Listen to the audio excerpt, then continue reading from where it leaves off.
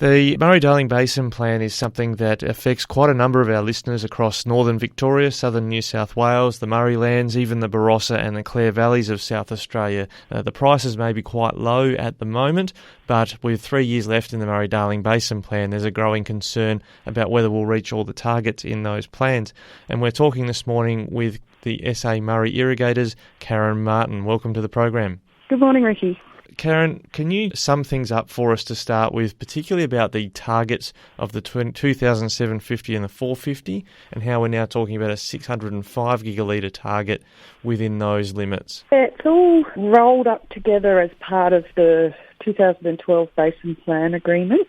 So 2,750 gigalitres was the magical figure that was determined by the Parliament to be returned to the environment. And then they had what they called the adjustment mechanism, which includes the 450 efficiency water and the 605 works and measures project, which was meant to create environmental outcomes without causing too much economic strain on regional communities. So it was more about infrastructure, fixing the Menindee Lake, doing water delivery channels, etc., channel lining, etc., as a way of not doing water recovery, to not have that economic impact on regional towns. Yeah, so in short terms, find out ways other than buying water from farmers to achieve the savings of water needed in the Basin Plan. Yeah, that was their intent. I think the 450 was allowed to be an efficiency measure, quote unquote, and the 605 was works and measures, so bridges and infrastructure work to do the job. And all of that was meant to take the 2,100 that they've already recovered up to this 2,750 magic figure that would deliver a 3,200 equivalent to the environment, which by doing that kept everybody happy in a lesser way than what they wanted, but it allowed the environment to have outcomes. It allowed water recovery to occur, but in a less economical impacting way. And that was 2012 when they decided that this was the way we'd go, and we've all had faith that they should all get on and do that, because by 2024 we're looking at the review and they're meant to have had most of this done. Yeah, so 2012 we started, we're 9 years from then, and there's 3 more years to go till the 12-year limit on the plan expires at 2024. Where do things sit once we get to 2024? Does the plan just stop, or do we have a hard target or a hard marker that we have to have recovered 3,200 by 2024? Yeah, it has to be a 3,200 equivalent outcome. So this is where your efficiency terminology and how you define what they're talking about is subjective and pretty important. And so a lot of these works and measures projects were to create fish habitat or to create the outcome of environmental benefit without having to send all the water down the river. And that was what the government hung its hat on as being the big saviour of the Basin Plan, and that it would appease the green groups and it would appease the farmer groups that we can do this in a better way, trust us with this. And so coming to 2024, I think the big talk is that 2,100 gigalitres of our 2,750 has already been recovered and is in the bag. Now, that was the case in 2012. So they haven't really progressed since then. The works and measures projects, I think a good third are probably very positively going to be finished. Mm-hmm. And then the other 2/3, like the Menindee Lakes project, are sitting out there in limbo looking at state governments going, oh, we need more time, we don't think we're going to be able to do this. Yeah. But they were incredibly confident in 2012 when the Basin Plan was at stake. So they made some really seriously big promises and they said them loudly, and now we're watching them fail. Yeah. So the lived experience of 9 years so far since 2012 has been not much progress, and yet we're being told that there's confidence that in the remaining 3 years, in a quarter of that time, suddenly there's going to be a mad rush and they're going to get the projects done. Now, the Victorian and New South Wales governments have both told us in statements they need more time, and yet the federal government and the state government are saying, they believe they can reach their targets by 2024. What do you think about that? I flip on two sides of that. I would like them to do the job properly. And like for the Menindee, for example, I know there's been a lot of community backlash on that one, and maybe their original concept was not the best concept, or maybe it wasn't decided in consultation or in in partnership with the local community. So maybe things like that do need a revisit. And just quickly on the Menindee one, my understanding is that in effect they're talking about drying out Menindee Lake and only letting it get wet during high rivers flood events. And that's the main reason people are unhappy about that? Yeah, that's fair enough. I mean, that area of New South Wales is very similar to, say, our lower lakes in South Australia. I think when you sit at the end of a system, and for us it's an upstream system in South Australia, but in New South Wales it's the end of their system. The bottom of the Darling, yeah. Yeah, so they really are copying all the mistakes of the people above them. And the people above them will claim that there are no mistakes and we're working within the system we've been given, and they're not wrong either. It's because the state government have set up bad systems that were overcooked, and so everybody's losing. So these arguments that no one wants to yield with are all correct, because we're all pointing the finger at the wrong perpetrator, and really it is up to the New South Wales state government there to either renegotiate a project that does recover water. And I mean, the first flows initiative that they did recently, that we had a bit of a rain event, and the New South Wales minister let that water come through for the environment, and it did reach down to the Menindee area and Broken Hill. And that is outside of the basin plan, outside of all water reform policies. That was an emergency response from their minister to actually get water to where it was needed. And something like that could be solidified into the plan as a works or a policy that could supply Menindee with water without having to do this infrastructure. But that was a no-take embargo that lasted for probably 6 weeks before a lot of the industry groups were up in arms that, stop it. Yeah, I see. I go off. And that was a whole different thing. So that's sort of where we're at with the works and measures side of things is, can you do it and could you ever do it? And was it the right project in the first place? And if it wasn't, sure, you probably do need to revisit it, but revisit it with something that's practical and will work. Yep. And do it in consultation with the people it affects, because we all know that doesn't work if you don't. Yeah. And communities get sceptical when they're left out of things, because you think, oh, here we go, we're going around the merry-go-round again, they're going to waste millions of dollars and we're going to watch it happen. I'll tell us everything's fine, and 5 years down the track they'll have done nothing. Yep. And it's an ongoing pattern, and you're all forgiven for thinking it. And that's been a common theme throughout the basin, and I have to be quick to say the basin plan has worked in a number of respects, certainly has enabled the lower lakes to be, during this relatively recent drought period, has been able to get a reasonable amount of water into it to tick some environmental boxes, preventing acid sulfate soils. So when we're discussing the basin plan, we're not saying that it's been a failure. It's just that we're not quite there yet. You're like a student that's in term 3 and you can't sign off and say, well, I've finished my year academically. We've got a quarter of the way to go, and we have to finish strongly. Yeah, and it's a little bit like getting to term 3, having not done any of your major projects or assignments and still expecting to graduate. Yeah, the analogy really works there, doesn't it? And this is an interesting one because South Wales all over. you've got two students in the form of New South Wales and Victoria who both told us independently, use the same phrase independently, we've done the heavy lifting within the basin plan. The students saying, look, we're pretty smart, we've done a pretty good job, but the results aren't really showing, are they? Yeah, exactly right. And they're running out of time. They're now having to cram all of the stuff they haven't done in the last 9 years into this 3 years to try and get it done by the 2024 deadline, where there are repercussions for them not getting it done. Yeah, I want to talk about those repercussions in a minute, but when we talk about the sort of school analogy, they're kind of going to the teachers and saying, can we have more time? Can you extend the deadline on the academic year?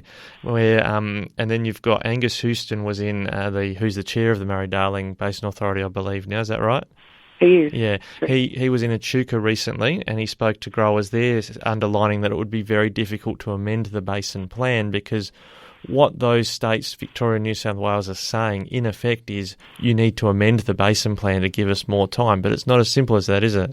No, absolutely not. And there's been many calls over the years to amend the basin plan for lots of different reasons other than we're slack and can't get our jobs finished, because there are some flaws within the basin plan and the Water Act that do need addressing. But nobody is game to open Pandora's box. And I think they're wise not to at this point, because it was an absolute menagerie with every vested interest in their dog in there trying to negotiate that deal in the first place. And I think anybody who wants to open that back up for argument is mad and really didn't experience it the first time. It was really emotionally, physically demanding and when you look at the landscape of... Right, and everyone's wrong. Yeah. When you look at the Senate and what it's comprised of, that neither major party has a majority there. You've got the Greens with a strong number of MPs there. You've got One Nation and 2 South Australian independent senators, formerly with Nick Xenophon. It's a real mixed bag of what you might get out of going to a parliament trying to amend the Basin Plan. Absolutely, and it's a risk either way, which is why I suggest it's a Pandora box and don't open it.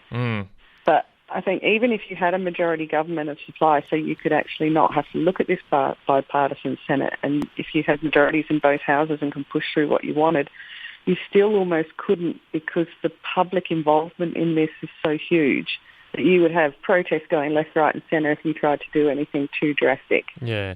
So even a full supply parliament, you're really locked into what you're dealt now. And I really think too that what we as a nation and as the political movements have to understand is that when they negotiated that deal, that was in a hung parliament with a Green balance of power. I don't think it gets any more balanced than that. Yep. Like, everybody had their 2 bobs worth in on this deal, and nobody liked it. It was equally unpopular. And I think being equally unpopular in such a contentious field means that you probably struck the right deal.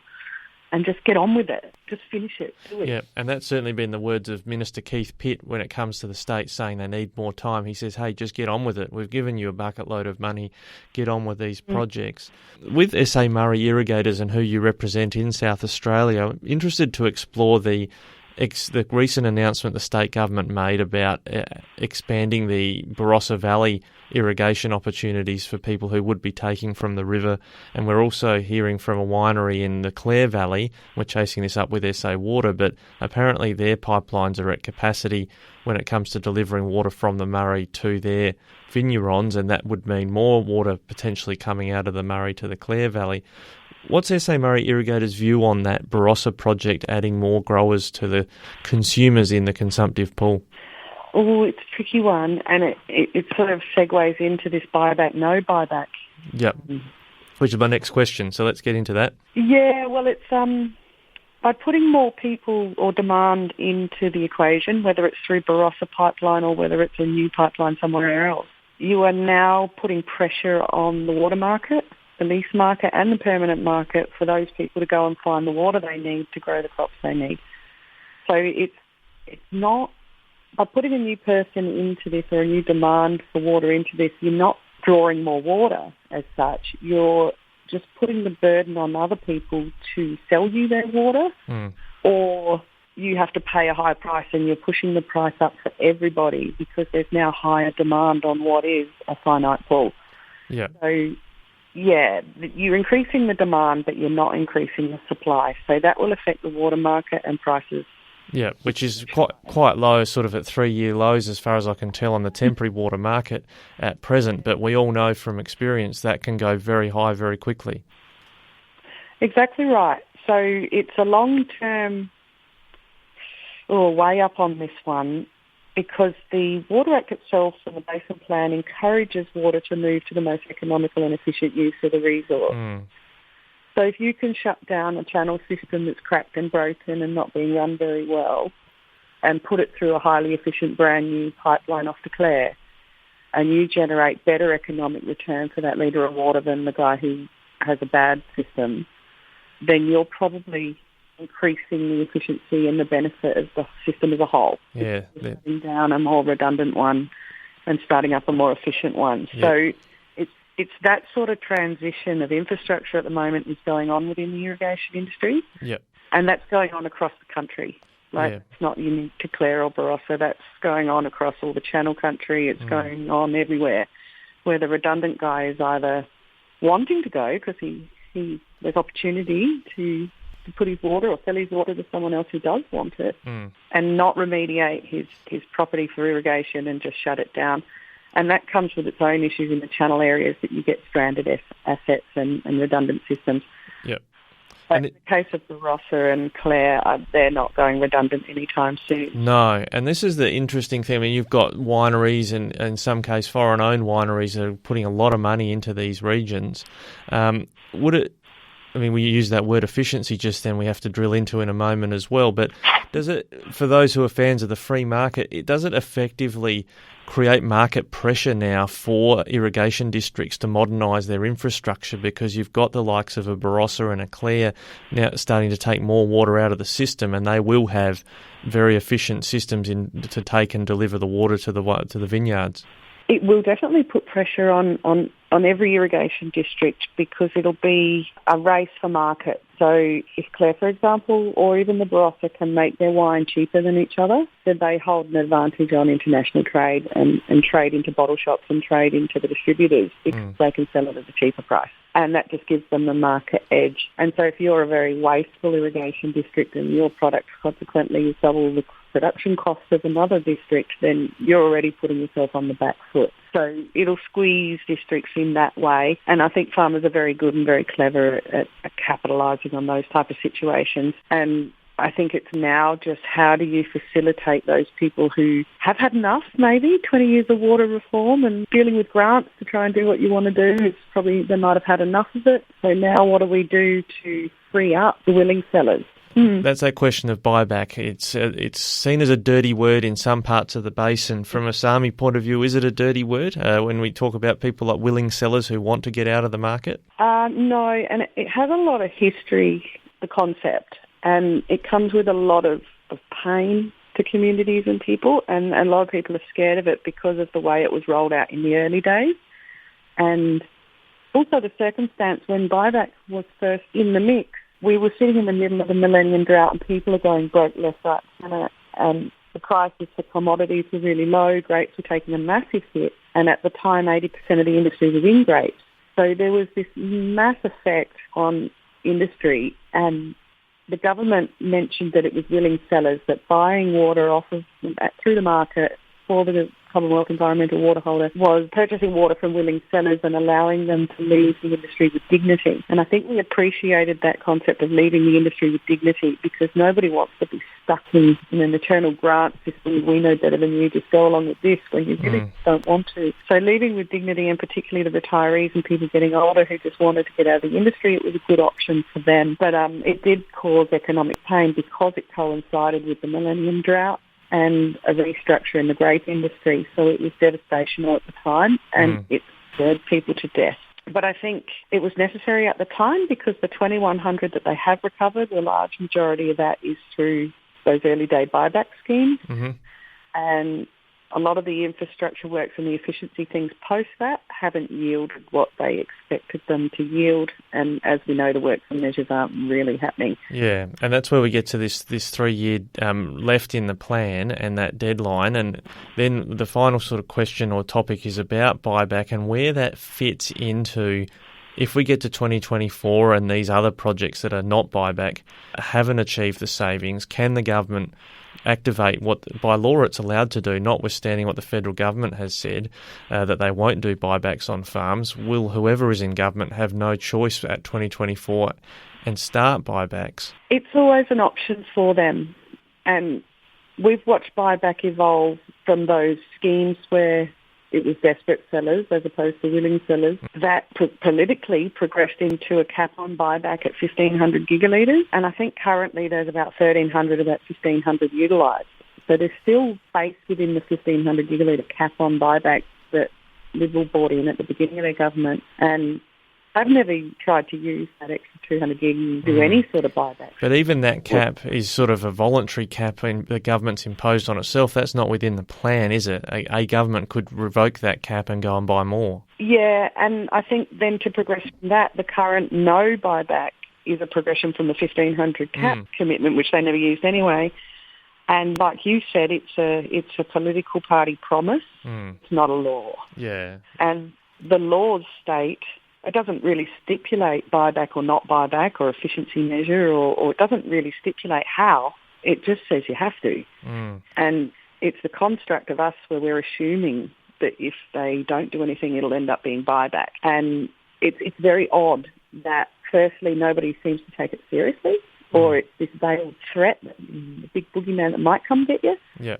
And in the meantime, while they're doing that, they're not doing these works and measures projects, and they're not doing these efficiency measures by clever accounting. And you're thinking, well, if you don't want the buyback and that scares you so much, then why aren't you getting on with the other parts of the plan that will avoid that? Yeah, and that's a bit like those students that we encounter at the end of the school year who suddenly realise they haven't done the work and they need to finish off, and they've just left it too late. But leaving it too late for state governments could have catastrophic consequences if this term efficiency, as you say, isn't clear in the legislation what that actually means, and that there could be an argument, do you think, that buyback is the most efficient means of reaching the 2024 targets? Well, yeah, and this is where it's going to get very interesting as we get closer to 2024. And the argument on buyback is held with mixed view. I know a lot of my national colleagues do not support buyback. And the reason why they don't support it is because of its effect within the temporary water market more than the permanent one. I mean, it does affect the permanent market, but to a lesser extent, it'll definitely affect the temporary water trading market, or like the annual lease sort of products and things like that, because there will be more demand for less water. And for a lot of farming businesses, with the unbundling and when water trade became the normal, there was a view of to how conservative a business owner you wanted to be. Do you want to own all your water, or do you want to own just a small portion of it? Should you go a 50-50 mix? Should you be 70-30? And so your risk profile as an individual business owner is different from every farm to farm. And some of my colleagues are not risk averse. They're out there holus and bolus in the temporary market, riding the cheap prices at the moment.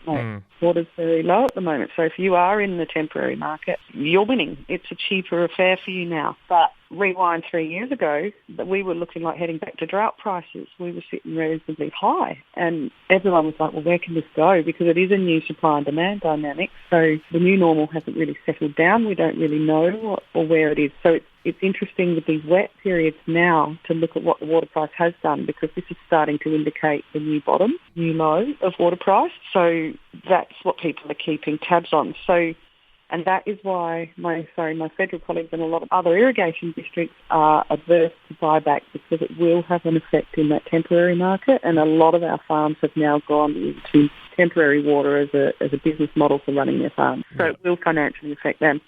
But it will not affect the more conservative grower who didn't go into the temporary market and holds all his entitlement to do his business or her business. Yeah, when you say the more conservative grower, could it also be argued they were the more financially sound grower during those distressed seller times during the millennium drought, that they were able to hang in there and keep their permanent entitlement to water? Yes, yeah, and that was a choice. Whether they were more financial or whether they were just smarter at keeping their business going. But I suppose they would have to have been more financial because it was devastating to everyone. But it also depended on what crop you were in. Some people were just unlucky that they got into a crop that didn't return them a profit for such a long time. So they were forced to sell their water. And this is why we say it's desperate sellers. And I think at the bank, the government and the banks encouraged them that selling and getting into a temporary business model, water purchase was sound business investment and encouraged it. And I don't think they really had the right advice on where their water price was potentially able to go. So a lot of people got caught out as the water got more expensive. That was never supposed to happen, and it really affected their bottom line. So I think people have been burnt by that, and they're a lot more savvy watching the markets and thinking about, yes, if we do hit another drought scenario, what does that mean for the water price? And what does it mean for the water price if we open up new districts and we don't do our work for measures and we're sitting in a buyback world? What does the new water market then look like? Nobody really knows. Everyone's speculating and guessing, but I mean, the simple fundamentals of supply and demand kick in and, yeah, the price will get more expensive. Yep. But I'd really like to stress again, it's not new water.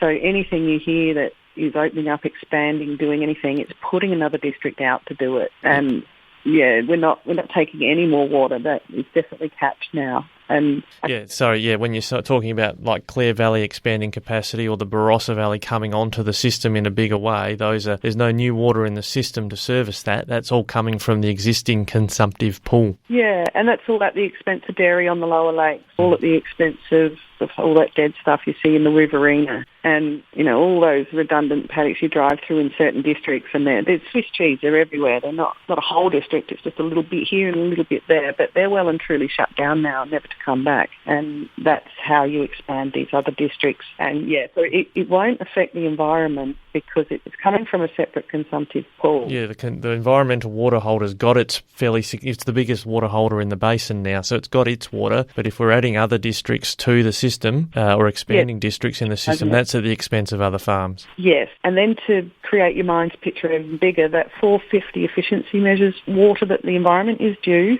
under the legislation is also competing in there. So they want to try and get access to what is farming consumptive pools because 450 still needs to come out of it. And that's for the environment, that is for the environment.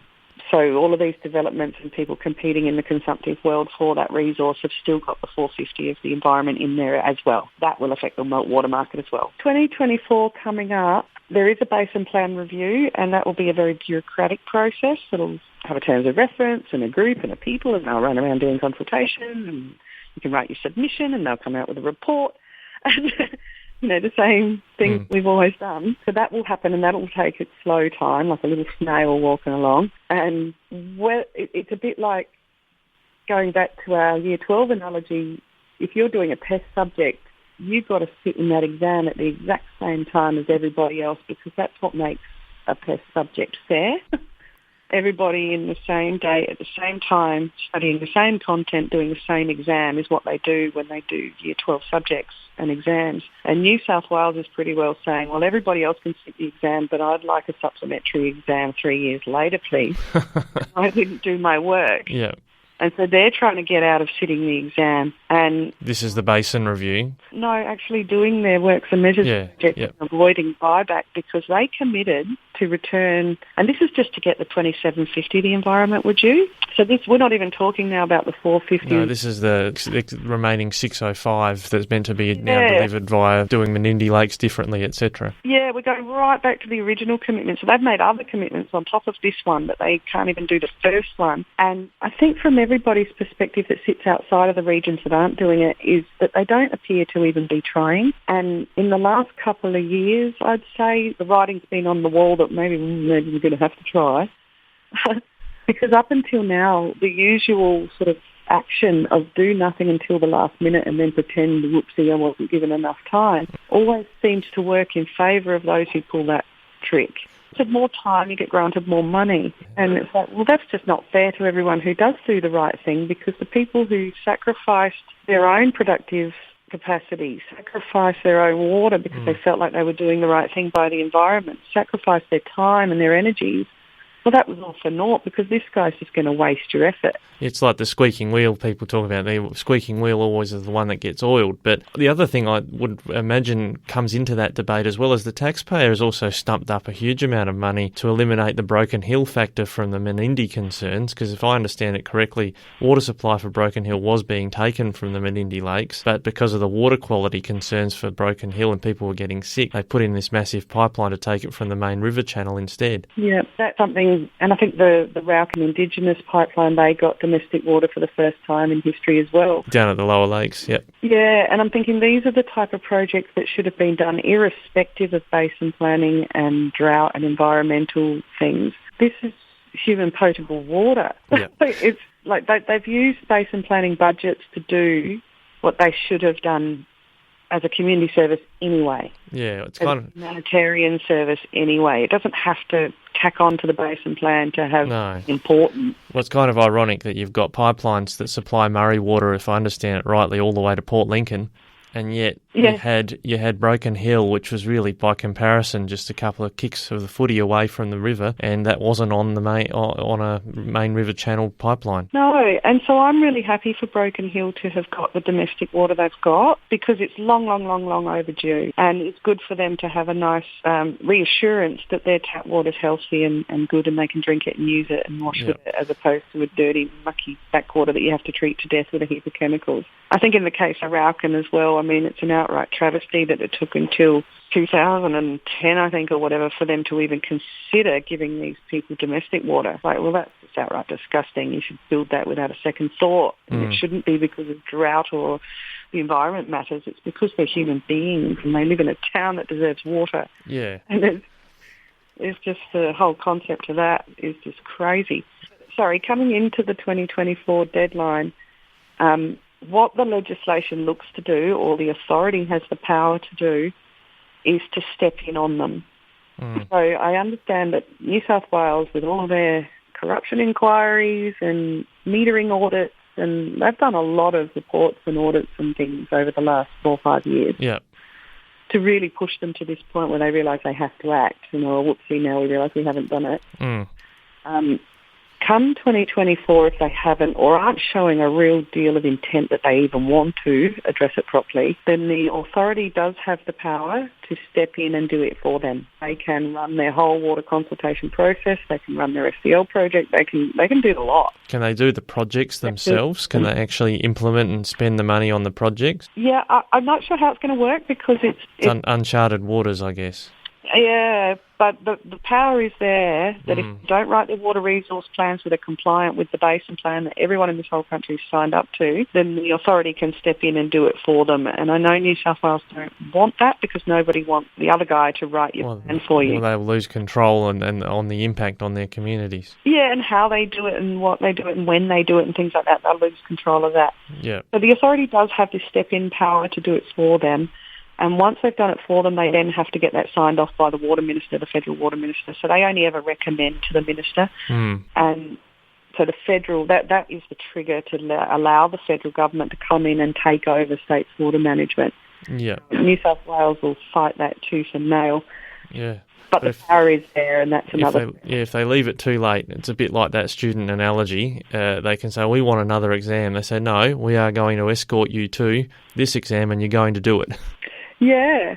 Well, yeah, we understand you were sick and you've got a sick note. So here you go. Here's a justice of the peace. You sit in the library. You do your exam separate to everybody else, but you only get 1 extra week, not 3 years. Yeah, that's it. You get 1 week. This is how it goes because, honestly, we're not going to reward your bad behaviour. Not going to show all the other students in Year 12 that worked and sacrificed and did everything right and got a good score, that if you're slack, go to the doctor, get a note, that you too can graduate with honours. It's like, no, it's not fair to the people that do the hard work. It's a wrong system to encourage through your society because you're promoting the worst, not the best. Yeah. And in the end of the day, it seems to be a question really fundamentally about how hard New South Wales wants to do this sort of water reform and support for the basin. Yeah, and I don't think they ever did. They've been forced every step of the way.